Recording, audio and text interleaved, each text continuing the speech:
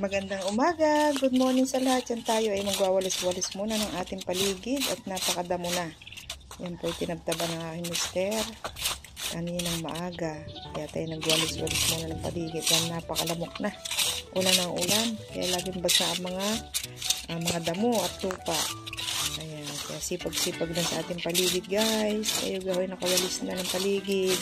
Welcome to my YouTube channel, Penny Carion. Ayun, tinulungan ako ng mister magwalis pa. Hindi, lumaylay lang naman ang sanga. Bang, ating tataas. Lumaylay. Check natin dito. Sinampay doon. At para naman hindi siya maluoy. Sayang na. Ayan, malinis na. Winalsa namin. Ayan. Bago ulit magwalis, pag madamo na uli. Ayan, ang aming paligid. Simpleng paligid namin na napat. Yan, tinamnan na uli ng mister ko ng pipino. Ayan. At saka kibal. Abangan natin. Abangan uli natin ang bagong sibol niya. At tag-ulan pa naman, ay kaya pa naman. At nililinis niya ang paligid ng mga eggplant. Ayan.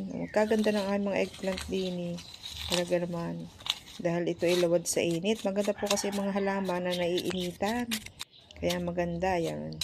Ginagahukan niya lagi. Yan, ang eggplant. Namumunga na to. Nakakuha na kami ng pa isa-isa. Maganda ang yabong, ang laguna ng mga eggplant. Ayan, nakatuwa naman magtanim sa paligid. Kahit maliit lang ang ating taniman, basta po kahit ilang puno ay kaya naman natin tamnan.